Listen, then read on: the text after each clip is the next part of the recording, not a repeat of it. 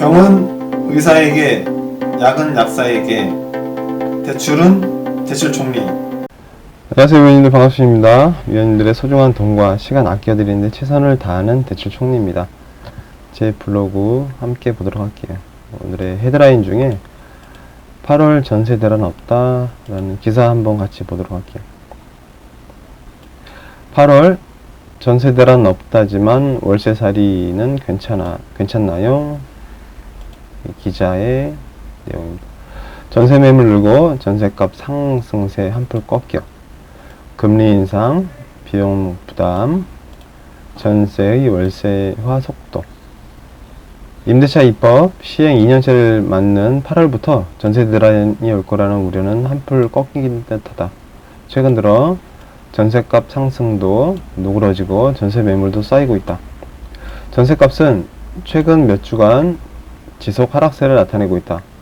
한국부동산원의 7월 첫 주 동향을 보면 아파트 전세값은 0.02 떨어졌다. 수도권은 0.04, 서울은 0.002 빠지면서 일주일 전보다 낙폭을 키웠다. 상승세를 이어가던 전세값의 금리 인상에 제동을 걸린 셈이다. 대출이자 부담이 월세보다 커지자 세입자들이 대출을 받기보다 월세 킨 임대차 계약이 나서기 시작해서이다.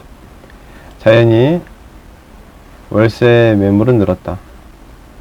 서울 기준 전세 매물은 29,945가구 정도, 한 달 전에 비하면 4,273가구 증가했다.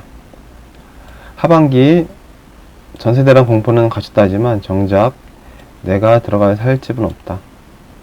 전세의 월세화가 빠르게 시장에 녹아들면서 세입자들은 여전히 불안케한다.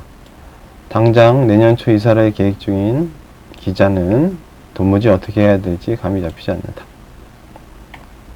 월세살이 경험이 없는 기자는 다달이 지불하는 월세는 그 어떤 것보다 부담스럽고 아까운 비용이었다.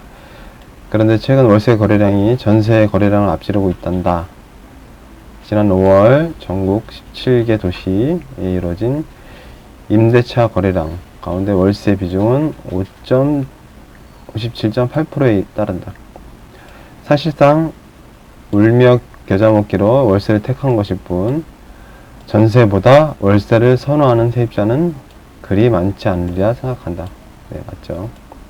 집값이 오를 대로 올라 전세의 주거 사다리 역할은 바래진 지 오래다. 하지만 세입자들이 매매가의 절반 정도의 금액만 지불하고 임대기간 안정적으로 거주하며 계약 만료 시 보증금도 그대로 돌려받을 수 있는 좋은 제도임에 변함이 없다. 주거 사다리라는 제도는 기존의 무주택자 기준에서 전세를 거주하고 있고, 전세를 거주할 때 전세 대출에 대한 보유를 하고 있다가 새롭게 이제 3억 초과 아파트를 매수를 할 때 기존의 전세 대출을 상환해야 되는 그런 특약에 대한 기준에서 새롭게 매수를 한 아파트에 세입자가 있다라고 하면 그 세입자 보증 그 기간에 맞춰서 그 기존에 갖고 있는 전세 대출의 그 기간을 유예한다는 그런 개념인 거죠. 그래서 새롭게 잘 이전을 할 수 있게끔 기존 대출, 전세 대출을 상환 안 하고 여유를 준다는 그런 개념으로 이해하셨으면 좋겠습니다. 한 부동산 전문가는 월세가 좋아진 것이 아니라 전세가 나빠진 것이라고 표현하기도 했다. 정부는 망가진 부동산 시장 정상화를 목표로 출범했다. 8월 전세 시장 불안에 선제 대응하기 위해 상생 임대인 제도를 내놓는 등 시장 변화에 기민하게 대응한다는 점에서 긍정적 평가가 나오기도 한다.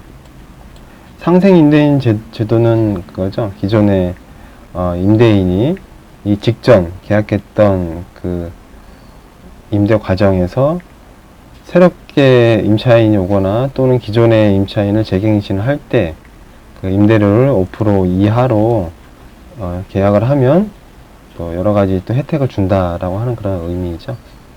네.